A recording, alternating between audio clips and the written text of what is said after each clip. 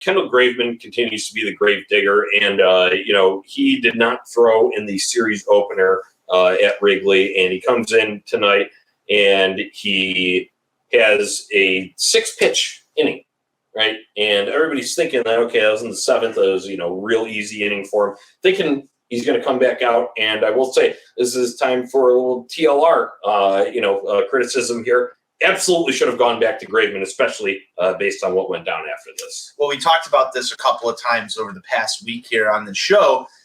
Going to Aaron Bummer in a high-leverage situation right now, probably not the best idea just based on prior performance. You had a couple of good outings from him, starting to work his way back. In the lower leverage role. In lower leverage roles. And that's exactly what, we all discussed it last night. The same crew, right? We just discussed this. And then, the 6-pitch inning, Steve, you brought it up in the garage during this. You've got an off day tomorrow. I mean, I don't like to criticize Tony La Russa all the time, but I will say I was very surprised at the move to go to Aaron Bummer because the mood when Aaron Bummer walks out to start that inning was just, it was tense. Yeah. It was a little bit perplexing to me to see him go to Bummer in that particular spot there. Just like you talked about, the fact that Graveman had only thrown 6 pitches in the prior inning, and he has just been burying right-handed hitters to this point.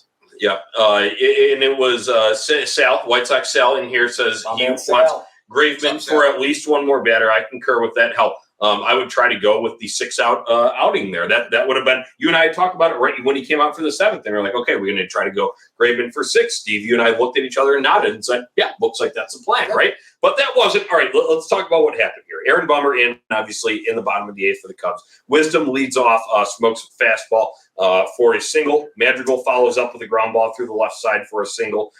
Wisdom advances to third because that was a hit-and-run play.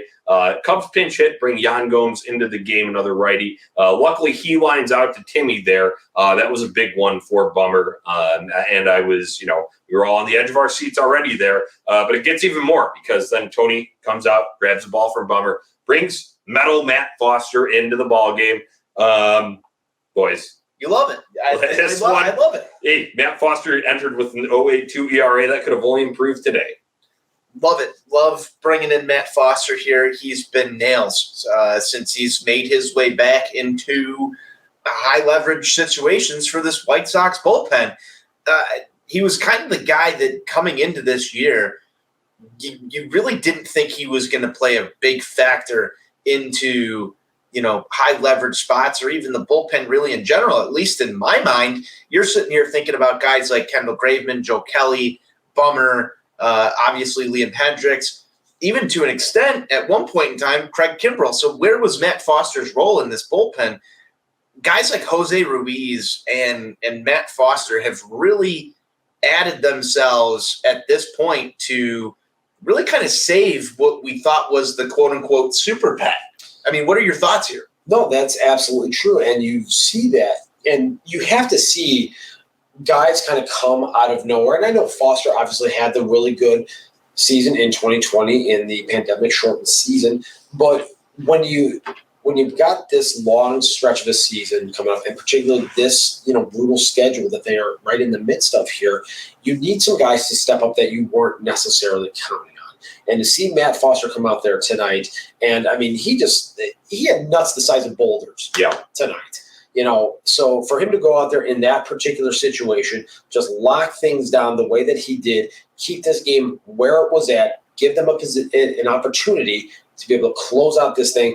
I mean, that guy right there, if you're giving out a game ball, that's I was just about to ask if we're giving out a game ball tonight. That's usually on you, Tony. You've been on the game ball duties. So I think I'm giving it to Matt Foster here. I mean, he came in and got the job done in a tough spot. I mean, that's cool and tough. Yeah, he comes in. Definition. And that's Saya Suzuki. Hey, props to, I think we need to give a little, granted, we can question the decision of ultimately, not having Graveman back out there for the 8th spot, for the coaching staff and for Matt Foster himself, everybody involved with the pitching staff there, Ethan Katz, everybody in the bullpen, the analytics guys there, because you're attacking Saya Suzuki in what has been an area of weakness for him since the league has adjusted to him with going upstairs with put those fastballs up in on his hands, and that's what Foster was able to do early in that bat. Eventually induces a pop-out foul to Gavin Sheets. Almost did get the Keebler out there for a double play. But either way, high baseball IQ, though.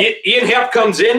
Not a favorable matchup in terms of righty-lefty here because you're going, obviously, Matt Foster on the mound is a righty. Ian Happ, a switch hitter, batting from the left side. But, hey, he gets him to Kate. Granted, Madrigal did take second base in the middle of that bat, but that's okay. You give that base up on a changeup early in that count. But then, once again, going with some fastballs and then just absolutely froze him on the last one. Metal Matt Foster, guys, I want to talk about the mindset. We all watched this game in the garage, so I wish we did kind of have this live cam going during the game. But we'll bring it to you on the post game here. And I had said, Matt Foster, when you just look at him in his eyes, he looks like he's got a death stare going. Like, I'm gonna take this ball and shove it up your ass. Whereas Aaron Bummer, before, looked like a deer in headlights. You guys concur? Yeah, I 100% agree with what you're saying here, Johnny. And this is something that we talk about in the SoxOnTap group chat all the time, just body language, how people are responding on the mound when things don't go their way. Lucas Giolito becomes the target of a lot of this discussion, but right now it's Aaron Bummer. There's a confidence factor that goes into this. I don't know where to find that stat on Baseball Reference or Fangraphs. When I do figure out how to work Fangraphs and Baseball Reference to figure out, how they're rating guys' confidence levels and just, being mentally tough in these situations, maybe I can give you guys a number that'll quantify this. But right now, Matt Foster looks phenomenal, and Aaron Bummer looks to be on the low end of it. Yeah, so I think it's BALLS, and our guy Voodoo07 Matt, a great YouTube commenter here, says 2. 2 is the number with he's Matt got Foster. 2. Yeah, he's got 2 BALLS. Okay, yeah. got it. And he dropped them on the Cubs' foreheads. There we go. Yeah. I mean, that's how you get the job done. Yeah, all right, I love it.